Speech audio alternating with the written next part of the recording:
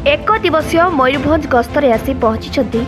राजस्व मंत्री सुरेश पूजारी गत गुरुवार कालबैशाखी प्रभाव में क्षतिग्रस्त अंचलगुड़िक बुली स्थिति अनुध्यान करुछन्ते।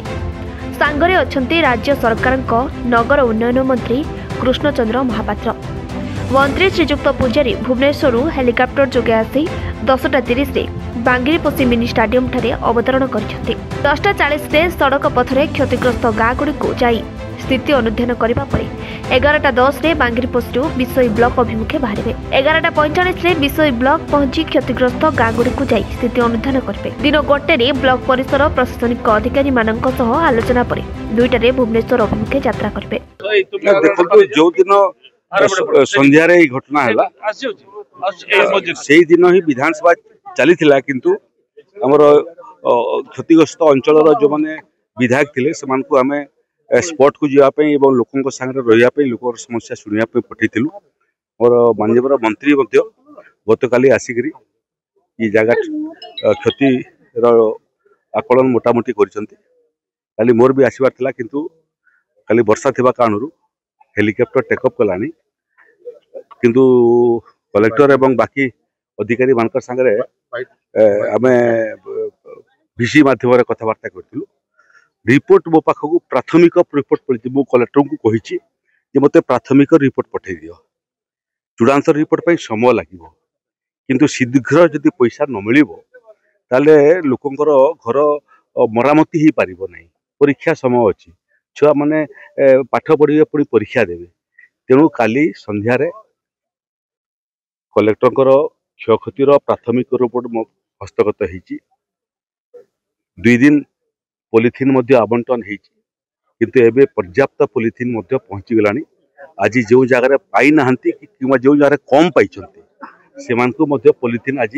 संध्या सुधा पहुंची जीवो। चेष्टा करूँ संध्या सुधा जो मानकर डाटाबेस तैयारी ऑनलाइन रे से क्षयक्षतिर पैसा आम आज संध्या सुधा पहुंची देवु जो मैंने बात पड़ जाए पर दिन मध्याह्न सुधा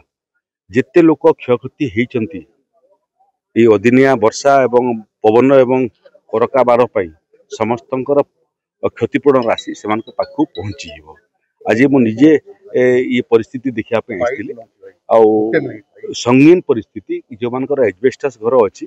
मोटामोटी क्योंकि उड़ी जाइए संपूर्ण नष्ट हो जाए यार संपूर्ण क्षतिपूरण राशि राज्य सरकार आज द्विपहर सुधा आम मयूरभंज जिला को ऑनलाइन रे पैसा पहुँचे देवु एवं पहुँचे देला परे ऑनलाइन रे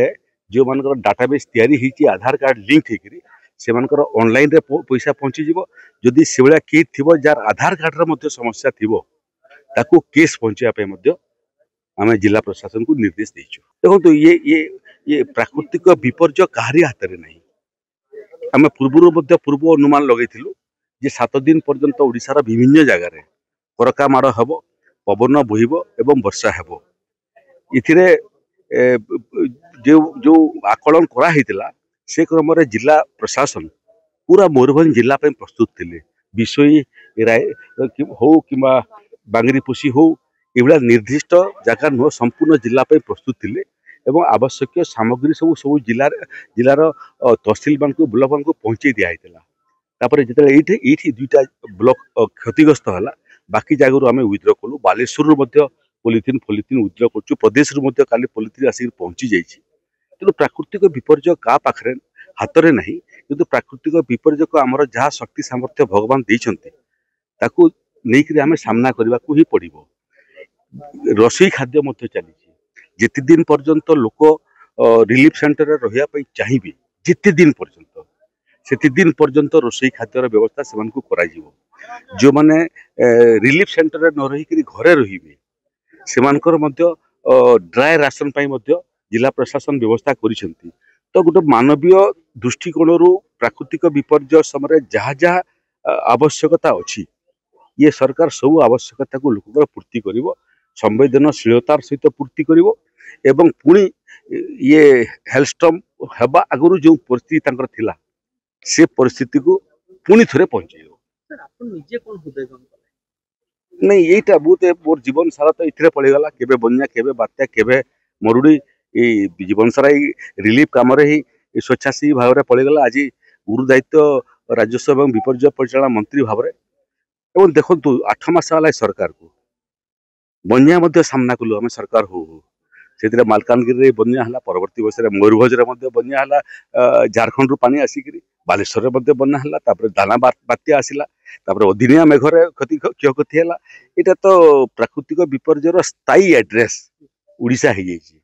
तेणु आम या यार प्रकोप को किमिति कम करा जाई पारिबो से बाबद में विशेषज्ञ मान सहायता नौचु किंतु प्रकोप आम हाथ में नहीं किंतु जहाँ क्षति हेबो ताकू सामना करवा एवं लोकों को पर्याप्त साहाय्य करवा आम पाखे जहाँ धनराशि अच्छी ता आम लोकों पाखे अति शीघ्र पहुंचबू काली मोटामोटी टार्गेट रखी काली मध्याह्न सुधा क्षयक्षति राशि